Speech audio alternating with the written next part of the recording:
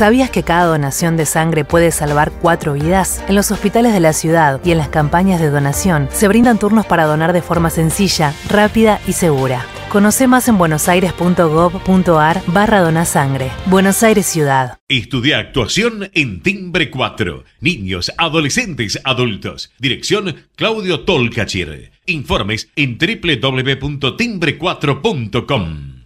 Shell Argentina auspicia este programa. Voy es la primera red de estaciones de servicio low cost del país y nació en Junín. Voy es energía accesible, energía posible, energía de calidad. Pasá por Voy en Avenida San Martín y General Paz y carga combustible al mejor precio. Para más información, ingresá a www.voyconenergia.com.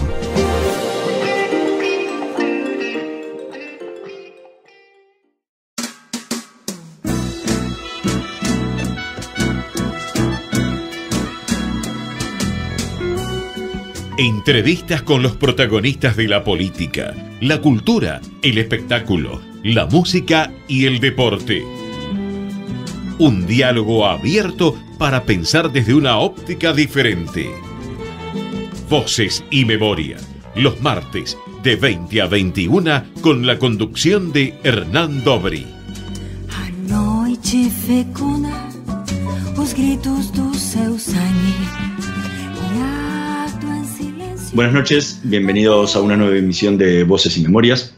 Hoy nos acompaña un sociólogo, filósofo y escritor rumano-argentino.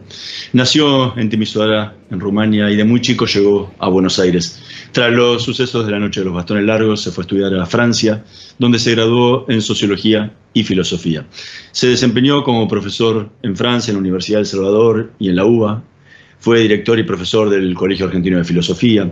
A su vez se desempeñó como director de la licenciatura a distancia en la Facultad de Humanidades de la Universidad de Mar del Plata y de la maestría a distancia de la Facultad de Humanidades de la Universidad de La Plata. Fundó y dirigió la revista La Caja y el grupo Seminario de los Jueves. Por su trayectoria fue nombrado profesor emérito de la Universidad de Buenos Aires.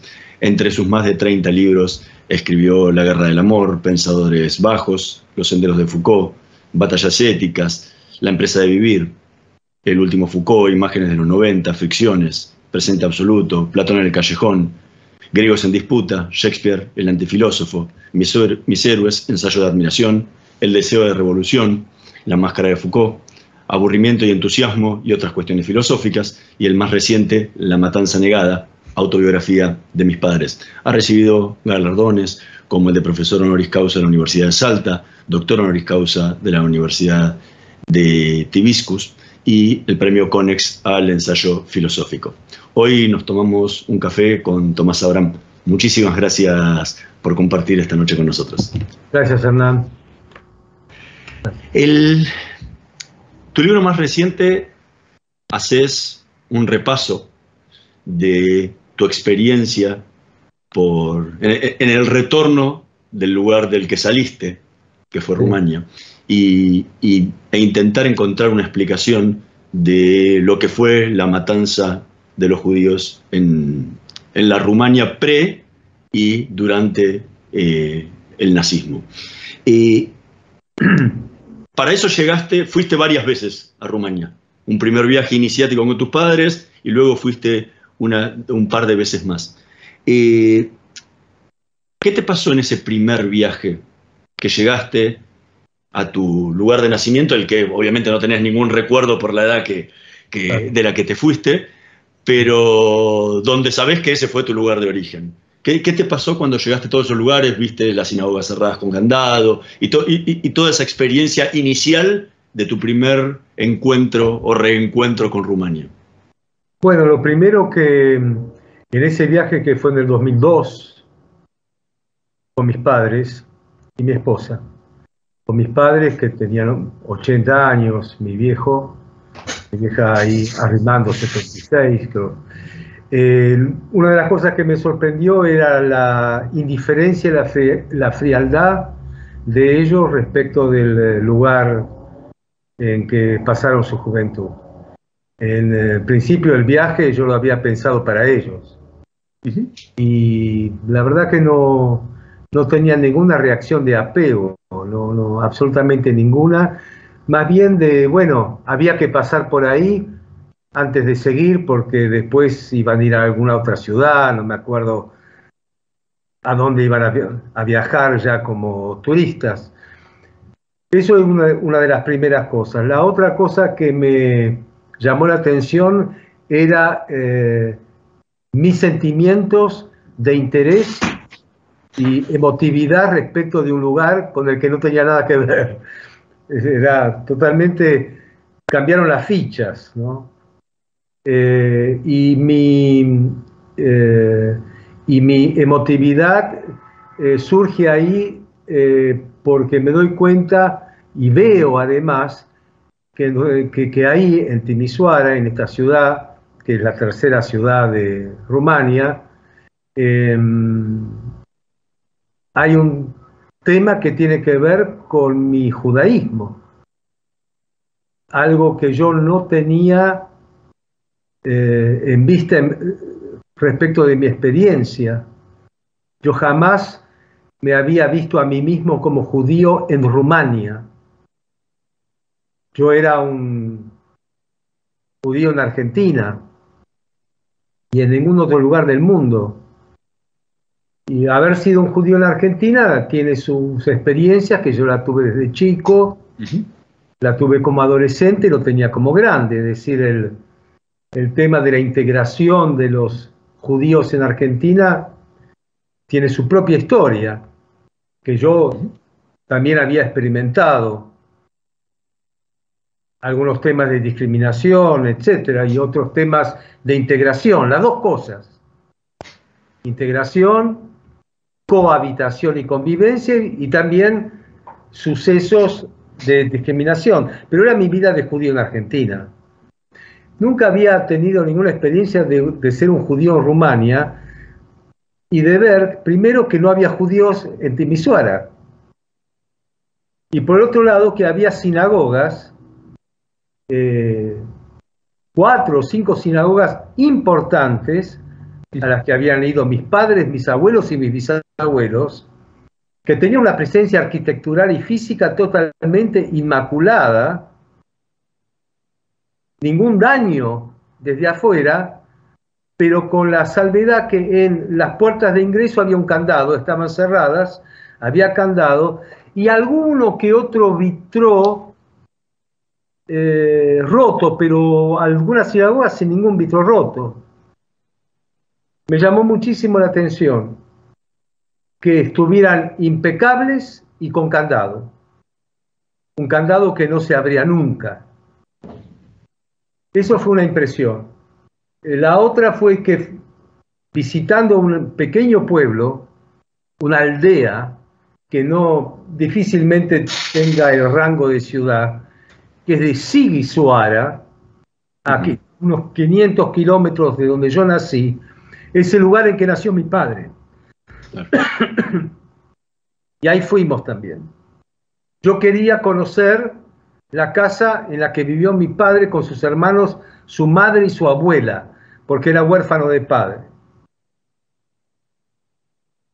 Yo quería conocerla y quería verlo a mi padre reencontrándose con su casa natal, esa escena, en el pueblo de Sighisoara.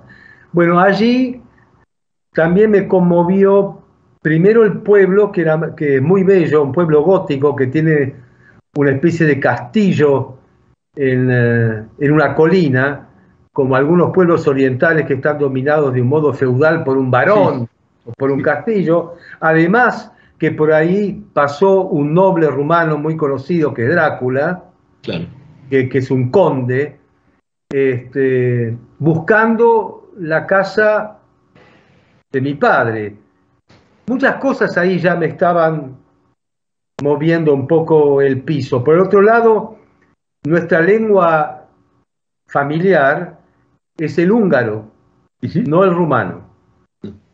Y de mis padres, el alemán. Entre ellos hablaban siempre en húngaro y a veces en alemán. Conmigo en húngaro. Pero no es rumano. La historia de los países balcanes es de un territorio que pasa de una administración política a otra y por lo tanto tengo un abuelo serbio, una madre rumana y yo. Pero el salir, yo había alquilado un auto, mi padre saliendo a la vereda, parando a un peatón y no podía hablarle ni en húngaro ni en alemán, porque el húngaro y el alemán era una lengua en la que culturalmente se hablaba en esa región, que es Transilvania. Sighishuara está en Transilvania, Timisoara está en el Banato, pero formaban parte del imperio austrohúngaro, y el imperio austrohúngaro era bilingüe, era alemán y era húngaro, y era rumano en cuanto en ese territorio había una importantísima población rumana compuesta de campesinos que hablaban rumano, que a su vez también hablaban húngaro y demás. Pero mi viejo tenía que hablar rumano, y él sabía rumano poco, pero ya el húngaro y el alemán habían desaparecido completamente, igual que los judíos. Es decir, es toda una cultura que desapareció totalmente. Es decir, que Rumania, al constituirse en 1919 como tal, después de la Primera Guerra Mundial, como un Estado-nación con nuevos territorios, se rumaniza y anula totalmente las culturas preexistentes.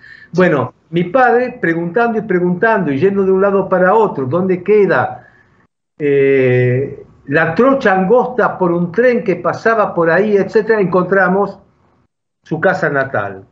Mi padre tuvo una gran sonrisa, pidió permiso para entrar a la casa y lo atendieron los nuevos propietarios y habitantes, que según él me dijo cuando salió, se acordaban del apellido Abraham, que había vivido en esa casa. Y mi padre reconoció una huerta, reconoció el sótano, entró a la casa, bueno, eso, pero lo que me conmovió ahí, en Sighishuara, no solamente el encuentro de mi padre con sus raíces, sino que mi padre no conoció a su padre,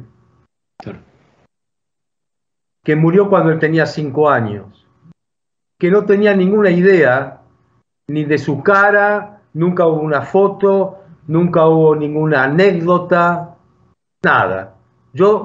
Mi abuelo Lázaro era un desconocido dentro de la familia que fue criada por una especie de matriarcado, madre, abuelas, etcétera, todas viudas. Pero yo quería saber quién era el padre de mi padre, yo quería saber, mi padre no tenía interés. Por lo tanto, tuve que averiguarlo yo solo.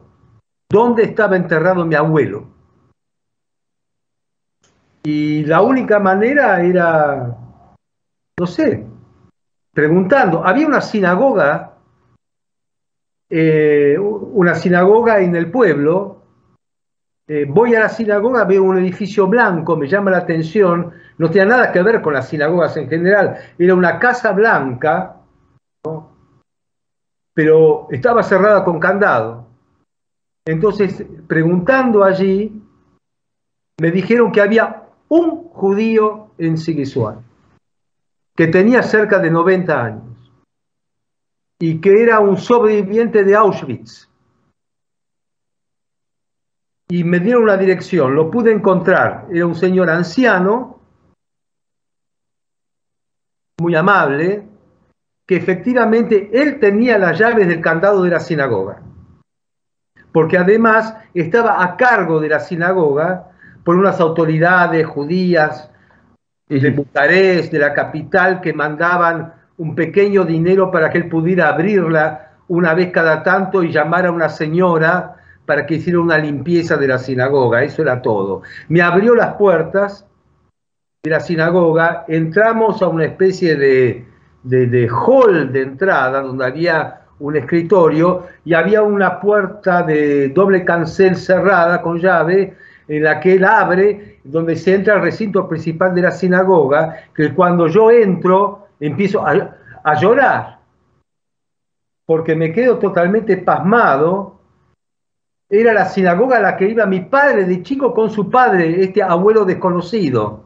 Eso sí sabía, que para las festividades grandes iban a esa sinagoga, pero me pongo a llorar porque la sinagoga es hermosa y está perfecta para ofrecer un servicio religioso, perfecta. Está donde está la Torá, está el paño de terciopelo rojo, son una especie de púlpito para dar el rabino y el Hazán sus cantos y su prédica. Está la parte de las mujeres. Me llama muchísimo la atención las paredes, porque es una sinagoga alegre, de colores blancos y pastel, con palmeras dibujadas, viaje a Jerusalén, etc. Digo, es increíble que esta sinagoga esté perfecta, hermosa para nadie, porque todos están muertos y no hay ni hijos ni descendientes, porque mataron a todos y no quedó absolutamente nadie. Eso, yo veo ese contraste,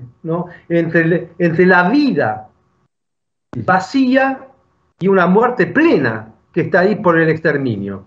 Hablo con, si no me acuerdo mal el apellido, Raducan, el apellido rumanizado de este anciano, y le comento que ando buscando la tumba de mi abuelo, y él entonces abre un cajón y saca una especie de libro, una especie de cuaderno forrado en cuero, viejo, lo abre, y hay anotaciones en letra gótica de plumín, en donde hay una parte que habla del cementerio, y en el cementerio están los nombres de los sepultados en el cementerio judío de la ciudad de Sigüenza. Encuentra el nombre de Lázaro, Abraham, con un número y una hilera.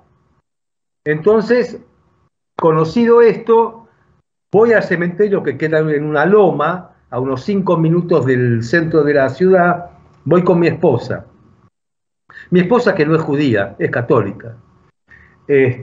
Vamos allá y entramos a un terreno que más bien parece un potrero, con una especie de pequeños obeliscos y tumbas, algunas torcidas, en un pastizal no cortado, y tumbas con musgo, por lo tanto que no se veían las inscripciones. Bueno, frente a eso conseguimos con mi esposa, conseguimos con qué raspar tumbas. Y empezamos a raspar una tumba tras otra hasta llegar al nombre de mi abuelo, a Lázaro. Cuando yo descubro la tumba de mi abuelo, mi padre no estaba conmigo, estaba en el hotel. Lo fuimos a buscar, hablo con él, le digo que descubrí la tumba de su papá, que estaba muy emocionado. Me preguntó por qué estaba tan emocionado. Y yo le pregunté, escuchame una cosa, encontré a tu papá. Vos tenés que estar emocionado. Vení conmigo. Ahora, digo, ahora, pero te agarro del cuello y te llevo. Vamos, era muy difícil hacerlo entrar en la historia. Fuimos al cementerio, le presenté a su padre, que era un pequeño obelisco. Digo, este es tu papá. Y él abrazó el obelisco. Y me dijo, este es mi papá. Digo, sí, este es tu papá. Bueno, eso fue el primer viaje. Yo con eso vuelvo a Buenos Aires. Ese es mi primer viaje.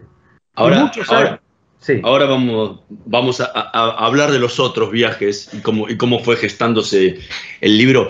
Pero previamente vamos a hacer un pequeño break. Vamos a escuchar el primer tema que elegiste para esta noche de Voces y Memorias, Going Home, en la voz de Leonard Cohen.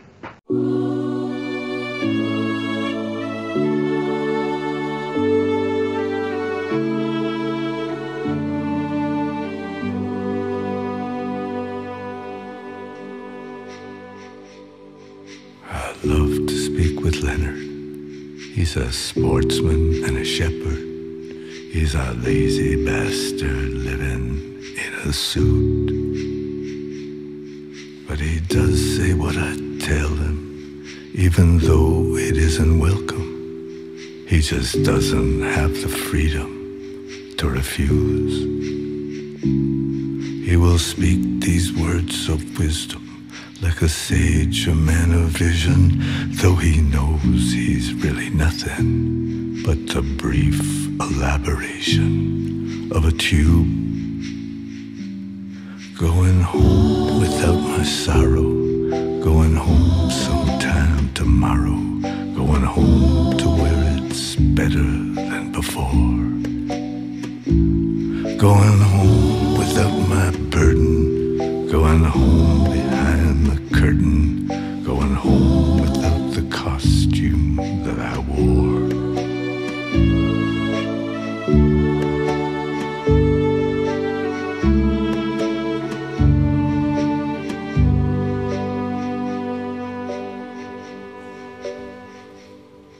He wants to write a love song, an anthem of forgiving, a manual for living with defeat, a cry above the suffering, a sacrifice recovering, but that isn't what I need him to complete. I want him to be certain that he doesn't have a burden, that he doesn't need a vision, that he only has permission to do my instant bidding, which is to say what I have told him to repeat. Going home without... Escuchábamos Going Home en la voz de Leonard Cohen, tema que eligió Tomás Abraham para esta noche de Voces y Memorias. ¿Por qué esta canción? Mira, ahora que me está diciendo... Bueno, primero porque estoy escuchando todo el tiempo a Leonard Cohen. Y después que ahora que me doy cuenta, elegí lo que estaba escuchando en este CD de All Ideas, que tengo otros. Ahora que me dice Going Home, bueno, justo, de eso, ¿no?, estamos hablando. Justo se dio, volver a casa.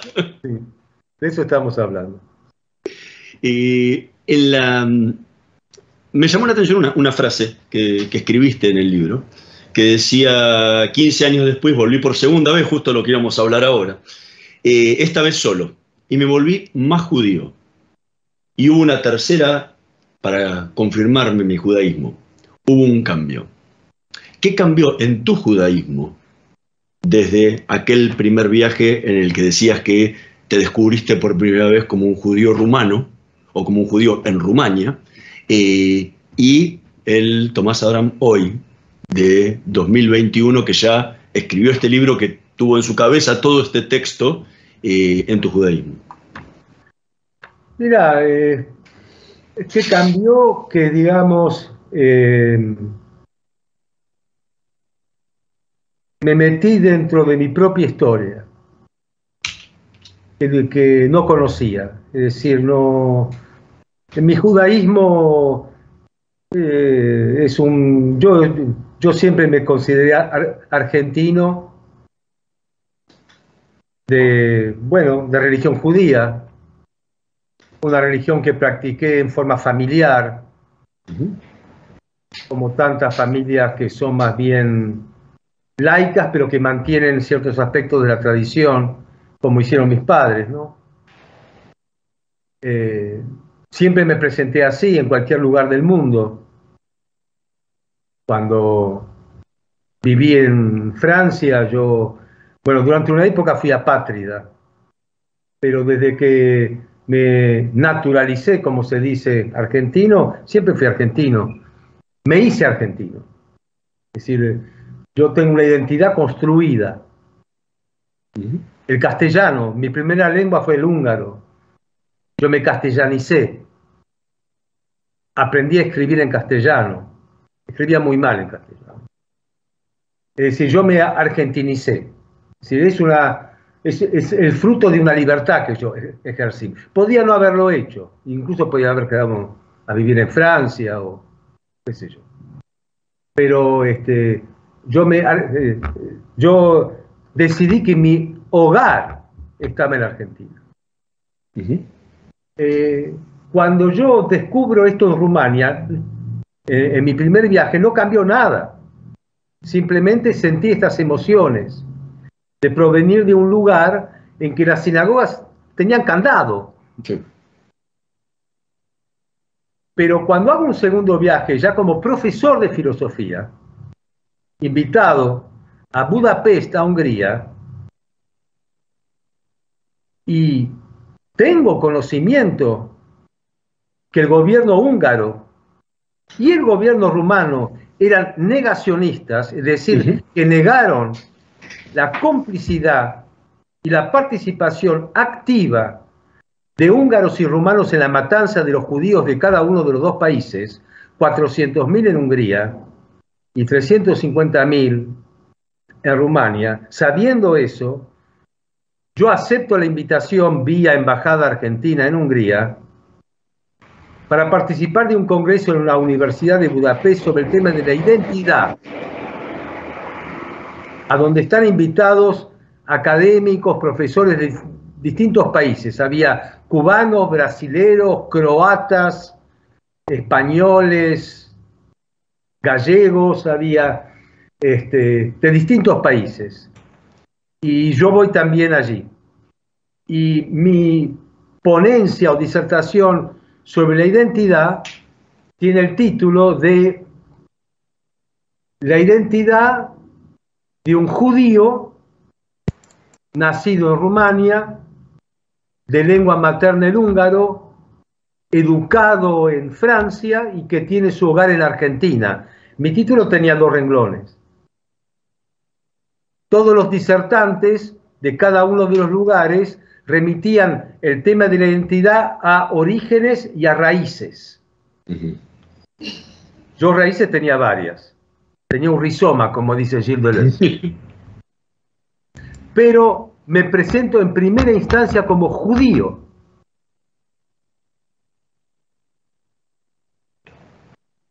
Ahí es una actitud de provocación política. Después me invitan al Museo del Holocausto en Budapest, donde pasaron una película en 1945 que tiene que ver con estos temas, y allí ante unos 500, donde había una mayoría de judíos, yo me imagino, veo que allí el tema del genocidio es un tema del que no se habla en el Museo del Holocausto, y donde yo hablo también allá. Entonces, este viaje a mí me sitúa ya en otro lugar, en un lugar de denuncia. Y empiezo a pensar primero, en preguntas que no me había hecho antes. Primero, yo la tumba de mi abuelo ya sabía dónde estaba. Quería ver exactamente por qué las sinagogas tenían candado. ¿Por qué se llegó al candado? Yo vi el candado, pero no sabía nada más. Segundo, ¿por qué mis padres se salvaron? ¿Por qué no los mataron? Eso yo no sabía por qué. Mis padres jamás hablaron del pasado. No sabía por qué. Sabía que mi bisabuela materna la habían matado los nazis en Novi Sad, en Serbia, lo que hoy es Serbia. Yo no sabía qué había pasado con mi familia, de apellido Abraham, porque el único del que yo tenía conocimiento era de este abuelo enterrado. Pero este abuelo enterrado, a su vez, pertenecía a una familia. Abraham tenía hermanos, primos, padre, madre, qué sé yo lo que tenía. ¿De dónde eran? Porque no eran del pueblo de donde fue sepultado, venían de otro lugar. ¿De qué lugar? ¿Cómo? Eso es lo que, bueno, todo eso ya era una tarea que yo tenía que hacer. Ver quiénes eran los Abraham, de dónde vinieron, qué pasó con ellos. Descubrí que ellos venían de un lugar que se llamaba Bajida, un pueblito de 2.000 habitantes, que quedaba en Transilvania, cerca de Cluj, que es la segunda ciudad de Rumania, un pueblito que los mataron a todos, que se los llevaron. Eso fui descubriendo. Entonces, para saber qué pasó con las sinagogas con candado y qué pasó con la familia Abraham, que yo desconocía, tenía que empezar a estudiar historia rumana. Para mí Rumania, no sabía nada de Rumania, nada. A estudiar, a averiguar, a hablar. Bueno, ahí empezó una especie de trabajo que yo empecé a hacer de búsqueda de fuentes, de bibliografía, hablar con alguna gente. Por una coincidencia que nada tiene que ver con esto, Tuve que ir a la embajada rumana por primera vez en la calle Arroyo, en Buenos Aires, porque necesitaba un trámite, y ese trámite que tenía que ver con mi partida de nacimiento rumana no lo podía llevar a cabo porque mi partida de nacimiento estaba incompleta, le faltaba un sello, por lo tanto estaba trabado. Bueno, conocí a la nueva embajadora rumana en la Argentina, una mujer que tenía mucho apego con el país porque era tanguera, era milonguera. Establecí una relación con la primera persona rumana con la que yo podía hablar, que reconocía mi enojo con Rumania por el negacionismo.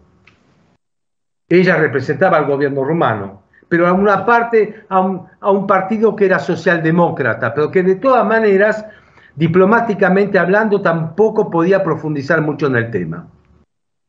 Bueno, empecé a tener una relación con Rumania porque yo allí en Timisoara me invitaron a la universidad. Sí. Me dieron un título de doctor honoris causa, conocí a profesores, fueron muy gentiles conmigo por una serie de iniciativas que tomé a través del Ministerio de Cultura de la Argentina. Pude invitar a una serie de profesores a Buenos Aires, de Timisoara, es decir, me metí un poco en el mundo rumano. Sí. Al mismo tiempo que empecé a leer y a estudiar y bueno, y a pensar y a pensar y a pensar por qué mataron a 350.000, cómo se llegó en Rumania a matar a esa gente, cómo fue. Es decir, una cosa fueron los nazis alemanes y otra cosa fueron los nazis rumanos. Es decir, cómo Rumania llegó a nazificarse de tal modo como para matar a tanta gente, hacer tanta masacre, desde bebés hasta ancianos, y cómo fue que a mis padres no. Ahora vamos a seguir hablando. ¿Qué había pasado con esa región de la que habitaban mis padres para que se pudieran salvar? Ahora vamos a seguir hablando de cómo fue el proceso del libro. Vamos a hacer una pequeña pausa. En un minutito más volvemos con más Voces y Memorias. No se vayan.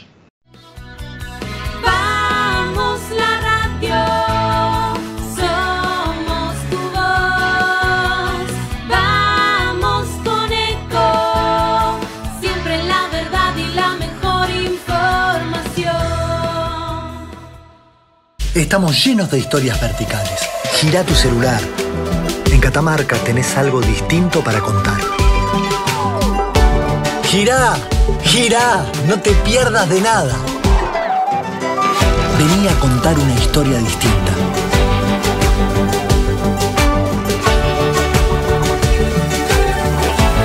¿Querés descubrir algo distinto? Girá y vení a Catamarca.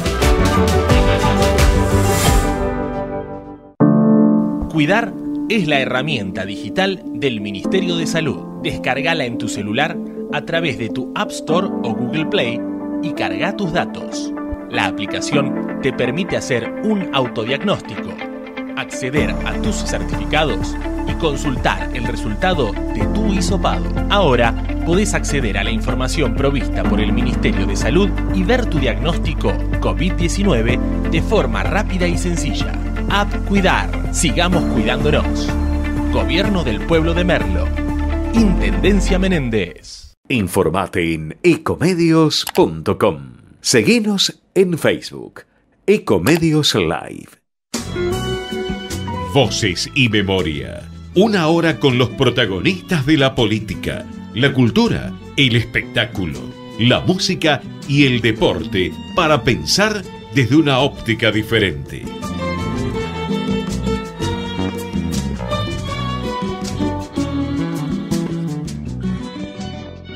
Seguimos en Voces y Memorias conversando con Tomás Abraham. Recién hablabas un poco cómo fue el trabajo que empezaste a hacer de investigación y para llegar a entender, si es que se puede entender, ¿no? Cómo el pueblo rumano fue partícipe e impulsor en ciertas épocas de la masacre de los judíos, tanto antes del Holocausto como durante. ¿Qué te pasó? O sea, ya tú habías leído un montón, te dedicaste a a investigar y a trabajar sobre los intelectuales y sobre los periodistas y sobre la élite, ¿no?, cultural rumana para poder entender este fenómeno. ¿Qué te pasó a vos cuando tuviste todo este material en la cabeza y te sentaste a ponerlo sobre papel? Y tuviste que sacarlo de adentro para poder plasmarlo en un papel. Bueno, eso coincidió con la pandemia. Empecé a escribir, o sea, yo junté el material, estuve leyendo, estuve creando mis archivos, mis documentos, ya en mi cabeza estaba llena de tema. En un momento tenía que empezar a escribir, olvidarme de los datos y empezar a sacar qué había provocado en mí. ¿Sí? Cuando yo escribo un libro, yo no escribo sobre lo que leí, escribo sobre lo que me está pasando.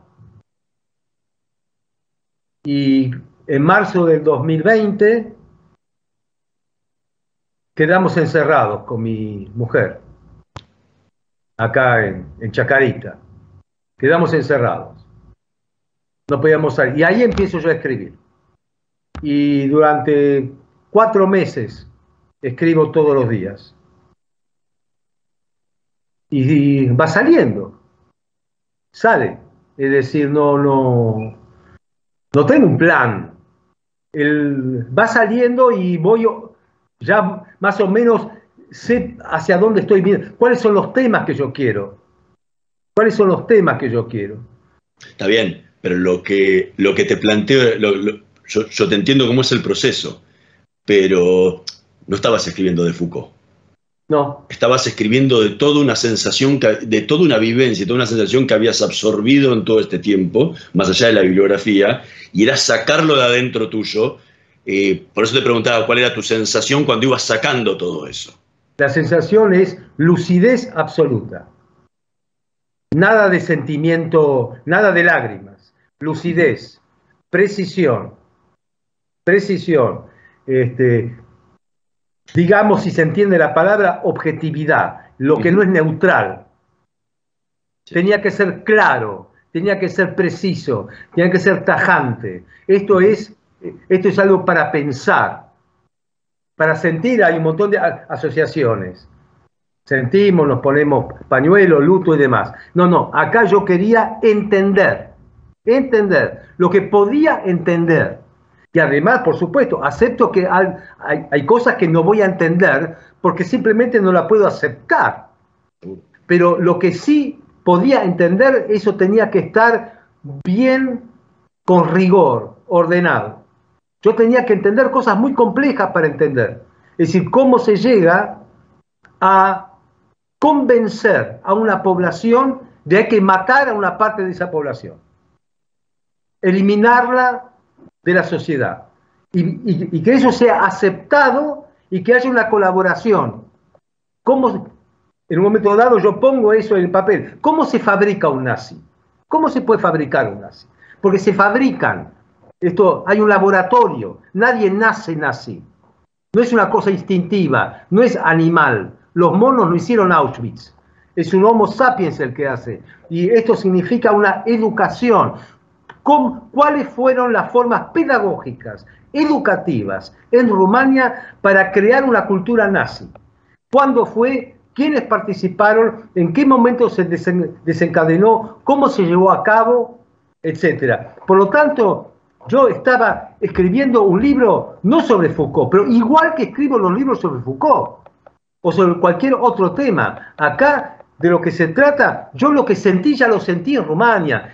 El candado, la sinagoga, lo que me motivó a escribir el libro, eso fue una emoción, pero para escribir no hay emoción, no hay emoción. Una vez que yo termino el libro y no lo acepta ninguna editorial y me lo guardo en el cajón, con dolor, porque yo quería sacarlo, y sacarlo significa mandarlo al universo de lectores, es decir, al mundo, al prójimo. Si me queda ahí, está bien que lo saqué, pero no lo saqué.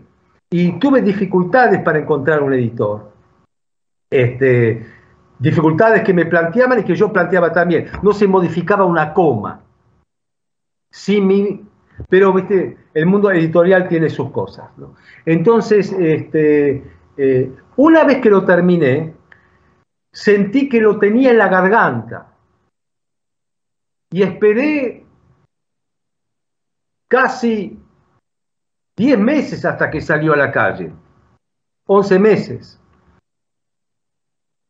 Cuando el libro tiene cuerpo y está vivo y está afuera, vuelvo a sentir emoción. Ahí vuelvo a sentir emoción. Para mí haber escrito este libro, por supuesto que cada libro que escribo es así, pero este libro tiene que ver con mi historia personal.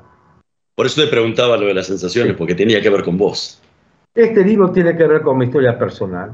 Que cuando lo escribo no hay historia personal. Está, digamos, ahí, mi historia personal tiene que ser contada como un capítulo que cuento la historia de mis padres, de mis abuelos, todo eso, pero yo estoy creando una obra que me es exterior. Por lo tanto, tiene que tener la forma de un objeto, bien ciselado, bien como cuando como lo hace un artesano. Pero una vez que lo hice, y lo tengo y lo miro, siento una emoción que no sé cuál es. Una es, me hubiera encantado que mis padres lo leyeran. Siento tristeza porque no lo pueden leer.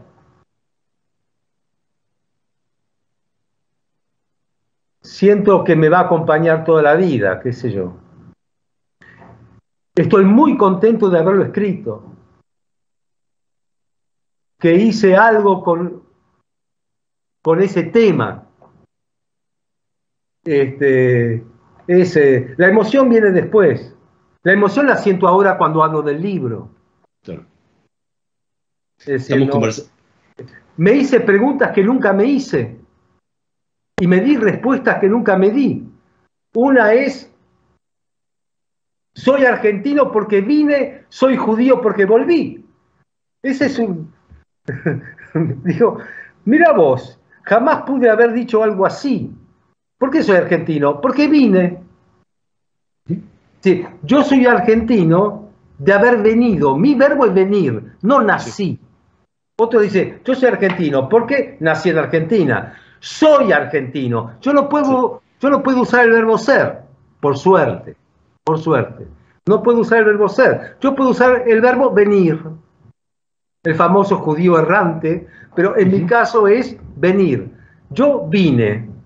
Y mi judaísmo, en realidad hoy, ya no es el de hace 3 años, 4 años. Es nuevo. ¿Vos sos judío? Le digo sí. ¿Por qué? Porque volví. Estamos conversando con Tomás Abraham. Vamos a escuchar el segundo tema que eligió para esta noche de Voces y Memorias y que coincide también con el tema que estamos hablando, porque es Show Me the Place, ¿no? Muéstrame el lugar, en la voz de Leonard Cohen. No se vaya.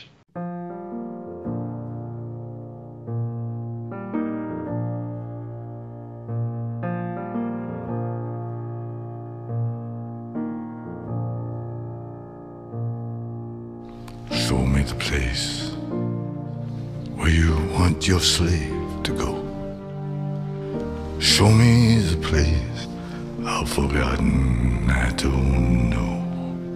Show me the place, for my head is bending low. Show me the place where you want your slave to go. Show me the place, help me roll away the stone. Show me the place, I can't move this thing alone. Show me the place where the word became a man. Show me the place where the suffering began. The troubles came, I saved what I could save. A thread of light, a particle away.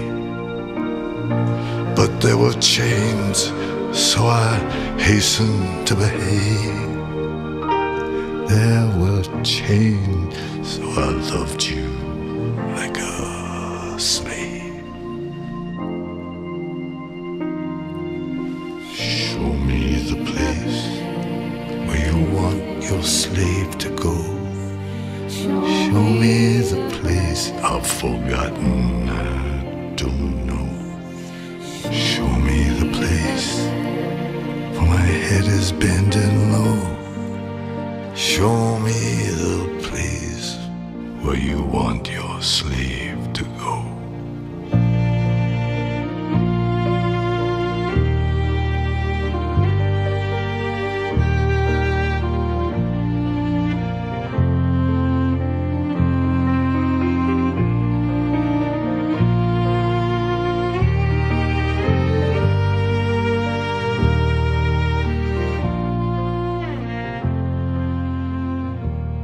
Escuchábamos Show Me the Place, en la voz de Leonard Cohen, tema que eligió Tomás Abraham para esta noche de Voces y Memorias. También, como decíamos recién, ¿no? Es mostrarme el lugar, ¿no?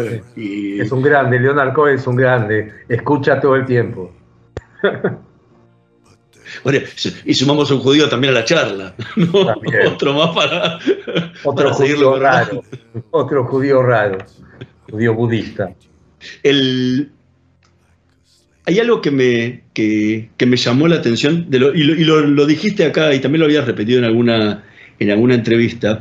Es decir, tu lengua de la que hablaste en la infancia principalmente fue el húngaro, y que siempre te costó, en tus comienzos, el hablar el castellano, que tartamudeabas en castellano, y que te costaba escribir en castellano. Luego te fuiste a Francia, tuviste que aprender francés para vivir y hablar y estudiar en francés, y que ahí perdiste tu tartamudez. Y después volviste a la Argentina y tenías que retomar con un francés, con un húngaro perdido, el castellano que te costaba tanto.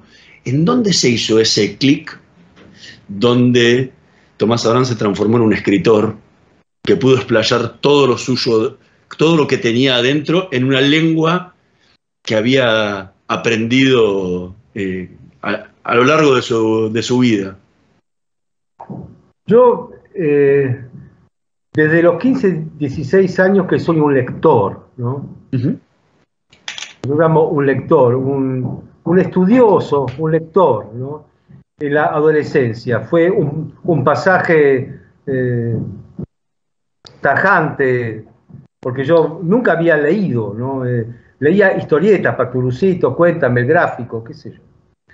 Pero a los 15 años pasó algo, entonces yo empiezo a leer cuestiones que tienen que ver con la filosofía, con Sartre, también a Platón, qué sé yo, a interesarme, pero escribir no, porque aparte, la escritura, como a veces tenía que presentar en el secundario o algo, yo escribía realmente mal, porque no tenía vocabulario.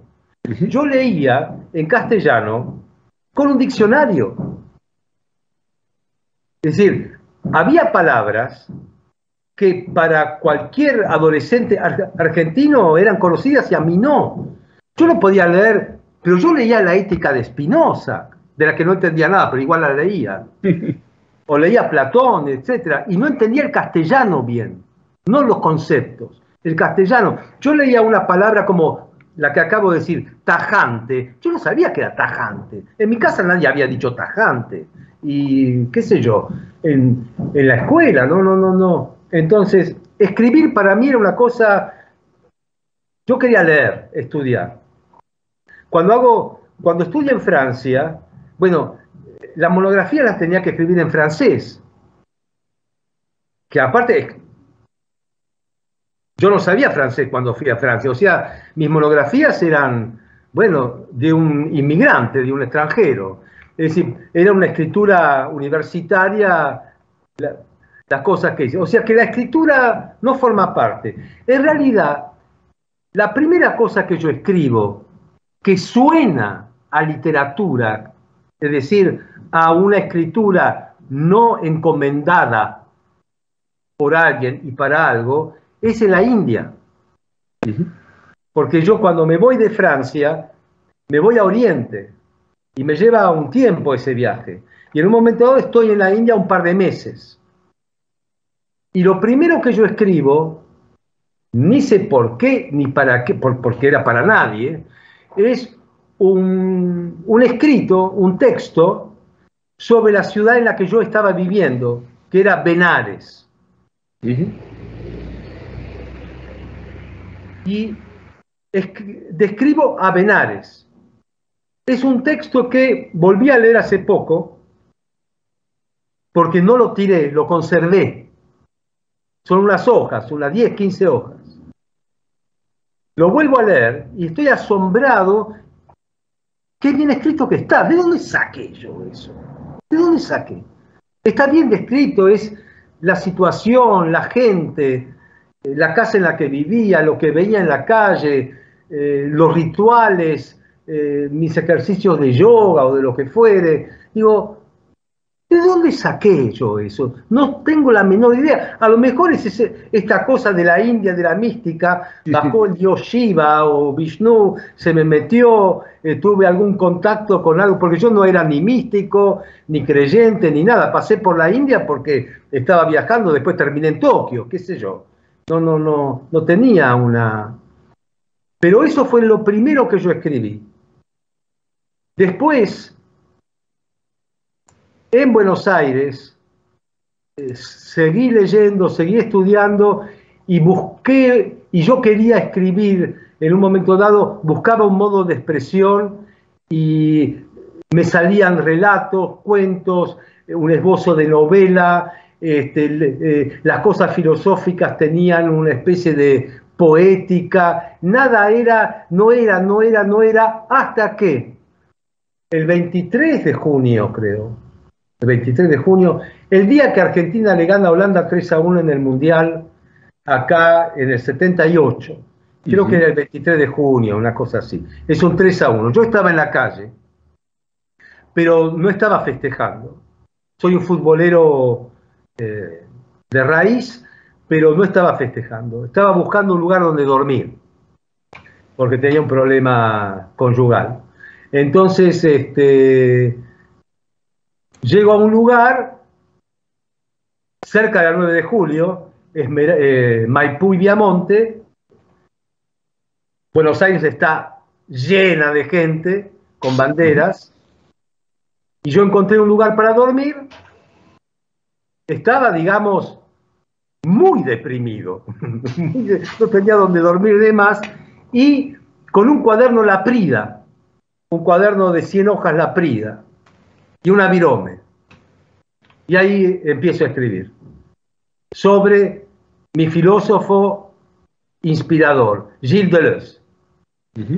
Empiezo a escribir y no paré hasta hoy. Tomás Abraham, se nos quedó cortísimo el programa, me quedaron muchísimas cosas por hablar del libro, de tu historia, y te comprometo para tener una segunda parte y poder seguir conversando y profundizando sobre este texto que es tan interesante y que, por lo menos para los que tenemos un origen rumano en la familia, fue muy esclarecedor para conocer un poco cómo fue la historia en esos años tan oscuros. En serio, muchísimas gracias por habernos acompañado. Gracias por la entrevista. Hasta pronto. Nosotros nos vamos a reencontrar la próxima semana. En la operación técnica, Carlos Heinze y Gerardo Subirana. En la edición, Javier Martínez. Nos vemos la próxima semana. Chao. ¿Sabías que cada donación de sangre puede salvar 4 vidas? En los hospitales de la ciudad y en las campañas de donación se brindan turnos para donar de forma sencilla, rápida y segura. Conoce más en buenosaires.gov.ar/donasangre. Buenos Aires Ciudad. Estudia actuación en Timbre 4. Niños, adolescentes, adultos. Dirección Claudio Tolcachir. Informes en www.timbre4.com. Shell Argentina auspició este programa. Voy es la primera red de estaciones de servicio low cost del país y nació en Junín. Voy es energía accesible, energía posible, energía de calidad. Pasá por Voy en Avenida San Martín y General Paz y carga combustible al mejor precio. Para más información, ingresa a www.voyconenergia.com.